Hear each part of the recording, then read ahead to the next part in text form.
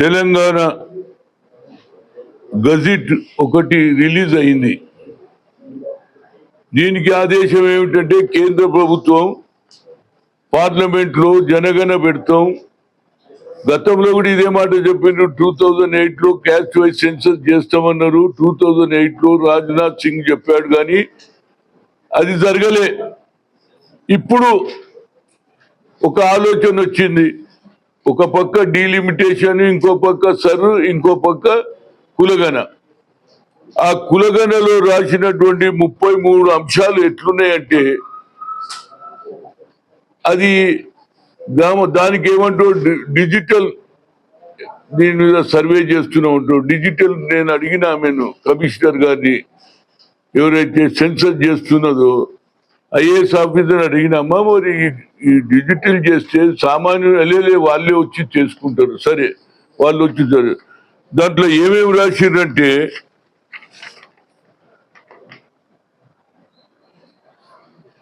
Building number ఎంత, municipal దా, local, ఆ తర్వాత ప్రామినెంట్ మెటీరియల్ ఫ్లోర్ లో, అంటే ఇల్లు కట్టేటప్పుడు కంకర్ వేసిండ్రా, ఉసుకే వేసిండ్రా అని అడుగుతారట. అదేవిధంగా ప్రిడామినెంట్ గా మెటీరియల్ వాల్ ఉన్నదా లేదా, అదేవిధంగా ప్రిడామినెంట్ మెటీరియల్ రూఫ్ ఎట్లున్నదో, నీ బిల్డింగ్ కూలిపోతుందా పాతదా అని చెప్పేందుకు. Ascertain of the census house, condition of the census house, అంటే ఇల్లు ఎట్లున్నది, అది రేపు కూలిపోతుందా ఎల్లు కూలిపోతుందా దాని కండిషన్. అదేవిధంగా total number of persons, normally ఎంతమంది ఉంటారు ఇంట్లో, name of the head of the house, ఆయన పేరేంది. అదేవిధంగా 33 అంశాలు ఇంట్లో పేర్కొన్నారు. సెక్స్ ఆఫ్ ది హెడ్, ఆడనా సెక్స్ అంటే ఇంటి పెద్ద మగవాడ ఆడివాడ అడుగుతారు. Whether is the head of the household belongs to the schedule caste and schedule tribe, అంటే ఎవరైతే బిల్డింగ్ లో ఉన్నటువంటి వ్యక్తి, ఎవరైతే ఇంటికి పెద్ద ఉన్నాడో ఆయనది ఏ క్యాస్ట్, ఎస్సీ అని అడిగి పక్కకేం రాశారు అదర్స్ అంటున్నారు. అంటే మేము ఏం పాపం చేసినాం రా భయ్, ఓబీసీలు కావడం పాపమా, మేము ఓబీసీలో పుట్టింది పాపమా.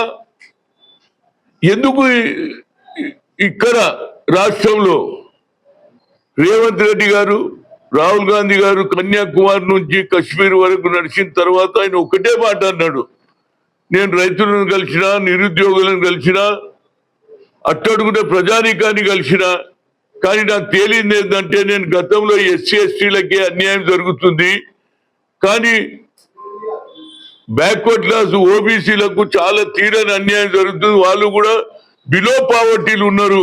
కనుక నేను వస్తే we come to the power, we will conduct a caste wise census according to the jitna hissedari utti bhagidari అన్నాడు. According to the population wise వాళ్ళకు సరి అయిన స్థానం కల్పిస్తా, సరి అయిన పొజిషన్ ఇప్పిస్తా అన్నాడు.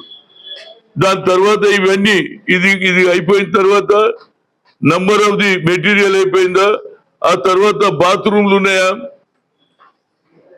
ఈ మరి బ్యాక్ వాటర్ ఎక్కడ పోతుంది, నీ ఇంట్లో సైకిల్ ఉన్నదా, సైకిల్ మోటార్ ఉన్నదా, అదేవిధంగా నువ్వు ఏ ఫోన్ వాడుతున్నావు, నీ ఇంట్లో టెలివిజన్ ఉన్నదా, సైకిల్ మోటార్ ఉన్నదా, మోటార్ ఉన్నదా, ఏది ఇది నాకు అర్థం కాదు. ఇది కేవలం బీసీలకు అన్యాయం అయ్యే ఈ కులగణ అనేది నా ఉద్దేశం. ఎందుకంటే రాహుల్ గాంధీ గారు అగ్ర కులాల్లో పుట్టిన బడుగు బలహీన వర్గాలకు న్యాయం చేయాలని కంకణం కట్టుకొని వాళ్ళ నానమ్మ బడుగు బలైన వర్గాలకు అట్టడుగున ప్రజానీకానికి న్యాయం జరగని భూసులు అమలు చేసింది, దున్నేవాడికి భూమి ఇచ్చింది. వీళ్ళు కొత్త నాటకం అంటే ఎట్టి పరిస్థితుల్లో బీసీలను కన్సిడర్ చేయలేదని తేలిపోయింది. మరి నేను అడిగిన అమ్మ అంటున్నాం why are against for OBC అంటే అది మాకు తెలియదండి, కేంద్ర ప్రభుత్వం ఏం చెప్పిండో దీనికి చీఫ్ సెక్రటరీ రామకృష్ణారావు గారు గజెట్ తీసిండు. దీనివల్ల ఎవరికి లాభం అవుతుందో నాకైతే తెలియదు, కానీ మాకు మాత్రం అన్యాయం జరుగుతుంది. ఎన్ని రోజులండి ఇక్కడ కులగణ జరిగింది, 150 కోట్లు పెట్టి ఇంటింటికి పోయి తెలుసుకొని కులగన జరిపితే దాని మీద మేము 42% రిజర్వేషన్ ఇస్తామని ఎన్నికల ముందు వాగ్దానం చేసినాం. ఇది సిద్ధరామయ్య సమక్షంలో కామారెడ్డిలో. అది ఇంప్లిమెంట్ చేయడానికి మేము ప్రయత్నం చేసినాం. 150 కోట్ల సర్వే చేసినాం. ఆ తర్వాత అసెంబ్లీలో బిల్ పెట్టినాం. ఆ తర్వాత అది ఆర్డినెన్స్ తీస్తే అది కోర్టు స్టోరేజ్ లో పోయింది. తర్వాత ముఖ్యమంత్రి వచ్చి జంతర్ మంతర్లో ధర్నాలో కూర్చున్నాడు మాకు న్యాయం జరగాలని. ప్రధానమంత్రి కలవాలంటే ఆయన టైం ఇయ్యడు, ప్రెసిడెంట్ కలవాలంటే ప్రెసిడెంట్ టైం ఇయ్యరు.